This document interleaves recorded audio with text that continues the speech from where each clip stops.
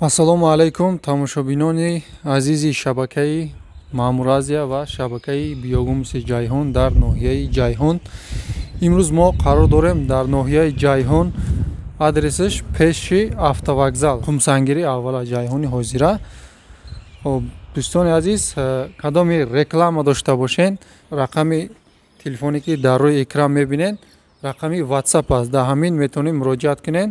ин рақамҳои мо аст барои реклама, барои биёгумус харидорӣ кардан рақами отдельно мемонем ва я занг зада метавонем биёгумус ё ин ки кирмак харидорӣ намоед.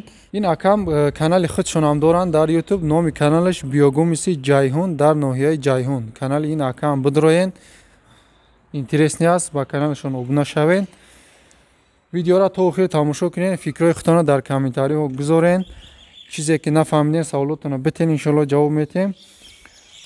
ва касоне ки дар канали мо меҳмон ҳастанд, ба канали мо обуна шавед. саломат бошен, сарбуланд бошен. видеоро то охир тамошо кунед, аз канали мо дур наравед. боз як чиз дигар дӯстони азиз, видеоро се қисм мекунем, 11 минутӣ, 12 минутӣ се қисм меброяд. интизор шавед, навбат ба навбат биромадан мегирад. Ассалому алайкум бародари азиз, хуш омадед ба канали Акай Мамур Азия ва канали мо биёгумуси ҷайҳон дар ноҳияи ҷайҳон.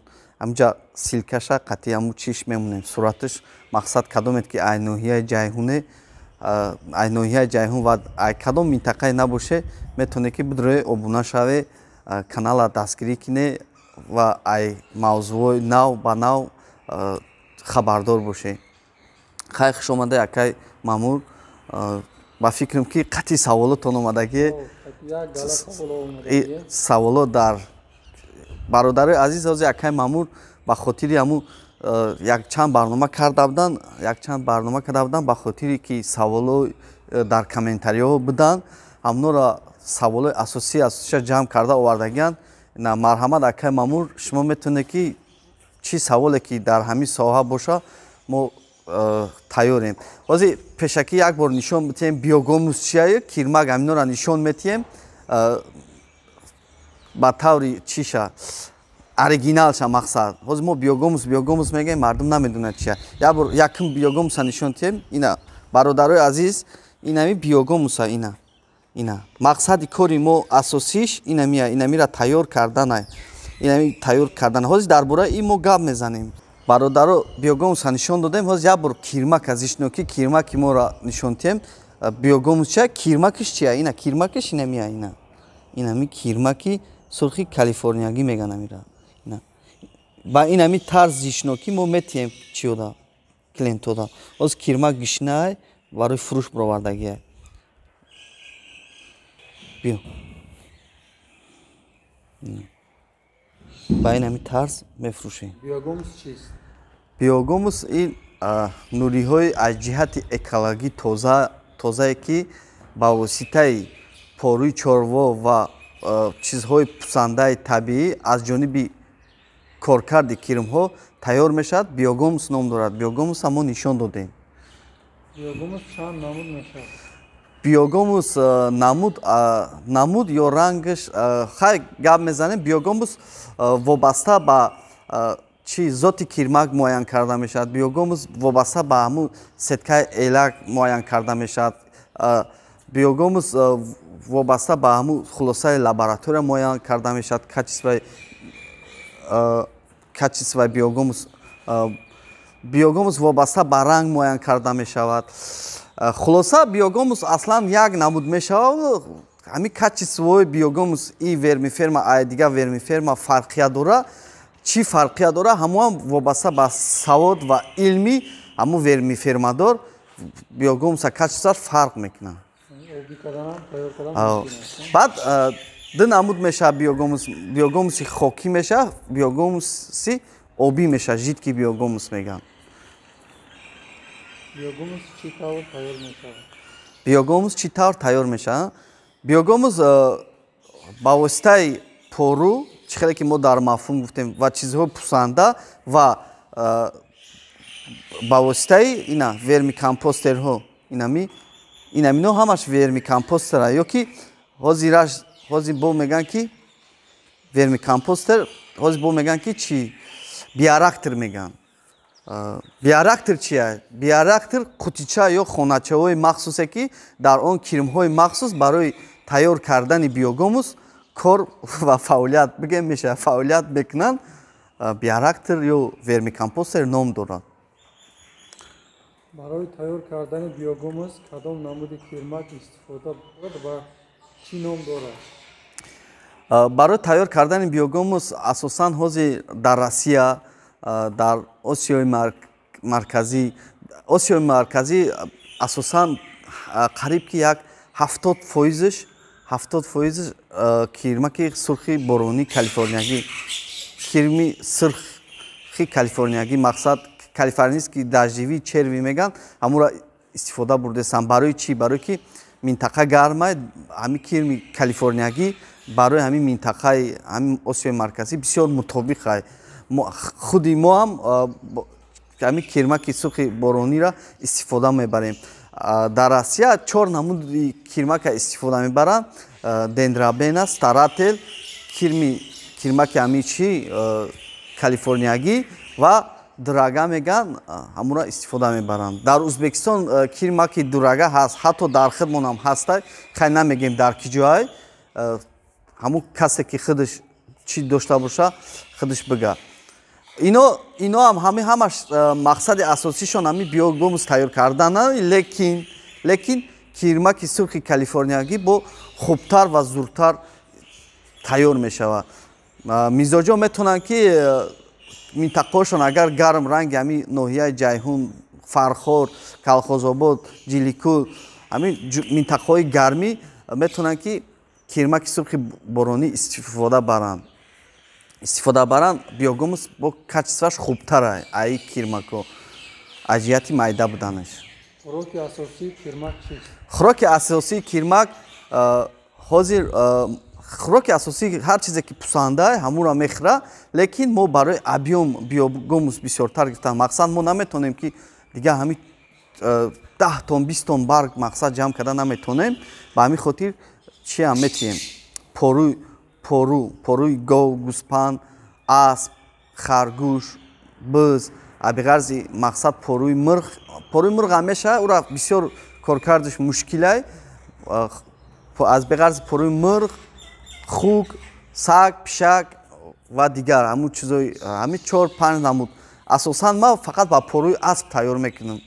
Як хело мегӯянд ки поруи биқай боқидагӣ, мақсад поруи ки биқои ки кунҷора хӯрдаган ай ҳамун битие, и гап нодуруст ай.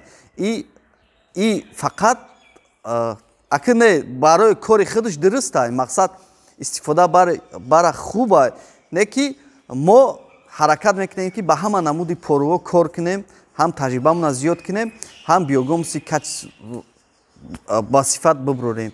Мо метавонем ки 70% пору битием, 30% дига ина нишон те. Ин ҳамин ҳози сабзиҳое ки айфурӯш берунанд. Дидеса ка айфурӯш берунанд. Сабзӣ, пиёз, картишка. Оз як хело мегӯянд картишка мумкин нест, дар ҳақиқат мо истифода бурдагем, таҷриба кардагем. Иншолло ба наздикӣ дар канал мо мемонем. Картишка ҳам додагем. Мақсад результати хуб нишон дод. Кадура бо бисёртар дӯст медорад ҳамин кирмак. ҳама ҳамун меваву сабзавотҳое ки мақсад кислоташ зиёд набоша, ҳамура кирмак мехӯра, хуб мехӯра. Як кирмак то чанд тарад насл мебаровад? Аки дар интернетҳо мо мехонем, як кирмак то 1500 дона, як кирмак не, ду кирмак, ду пар, ду донаш як пар мешавад. ҳамин як пари ҳамин то 1500 насла дар як сол меброранд ҳамин то 1500. Баъд вобаста ба ҳамун вермифермадор ки чӣ хел нигаҳ мекунанд, мақсад чизои заҳрнок додан дар кор нест ҳамун озуқаша. аз куҷо медонем ки пору тайёр шуда ё не? Поруи тайёра вақте ки барои биогумус барои кирмак доданд, поруи тайёра аз куҷо медонем? И чанд ҳолатҳо ҳастанд. Мо ҳамаира дар канали худмон биогумуси Ҷайҳун ҳар рӯз гуфта гузаштем кадом намуд.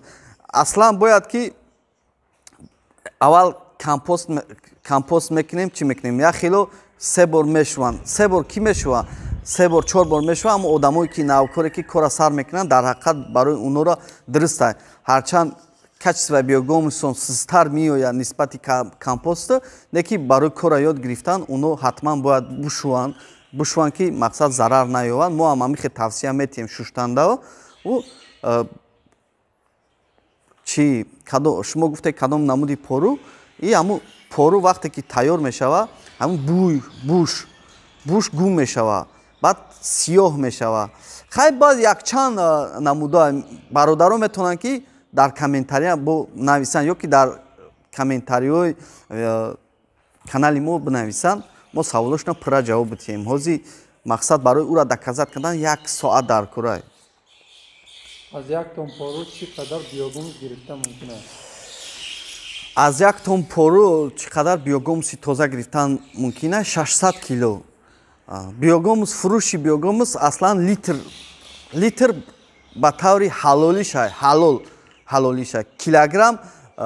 килограммам ба фурӯш мебароранд килограмм камтар чӣ дора ки мақсад ира мо дар ҳолати намнок мефурӯшем камакак испаренӣ шава ҳамун кило паст мешава ба ҳамин хотир мизоҷ хафа мешава барои ҳамин мо ҳаракат мекунем ки литр фурӯшем ки мақсад клиент озор намешава айрӯи ҳаҷм мехара литр айрӯи ҳаҷм мақсад як сатели 10 литр гуфта мехара ӯ фарқ надора ӯ мумкин ки ҳамун 10 литра 12 кило боша аз ҷиҳати намнокиш ба ҳамин хотир ҳам ба клиент ҳам ба мо қулайтарш ба воситаи литрай аз як квадрат кирмак дар давоми 4 моҳ чӣ қадар кирмак гирифта мумкин аст яъне зиёдшавии кирмак ҷараён дорад зиёдшавии кирмака гуфтем ки аз 2 донаш як парш то 1500 мешава ҳамурам вобаста ба чӣ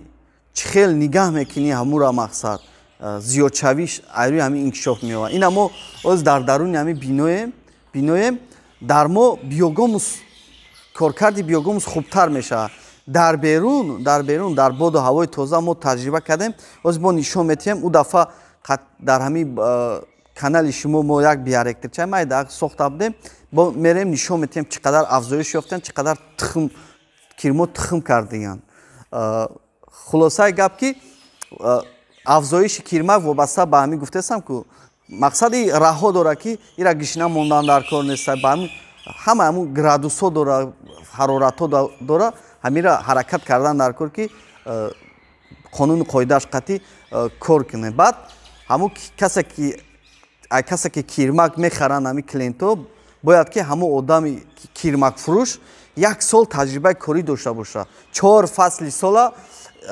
аз сар гузаронда боша баъд ҳаққи фурӯшда баровардан дора барое ки 4 фасли солда мо таҷриба кардем акай мамур 4 хел рафтор кардем қатъи ҳамин 4 хел мақсад азоб кашидем ҳозир иншоалло мо метавонем ки мизоҷои худмона клиентҳои худмона бемалол тавсияҳои хуб битиҳем чӣ дар тобистон дар зимистон дар баҳор дар тирамон фоидаи биогумус барои замин ва дарахт фоидаи биогумус барои замин ва дарахт бисёр хуб аст як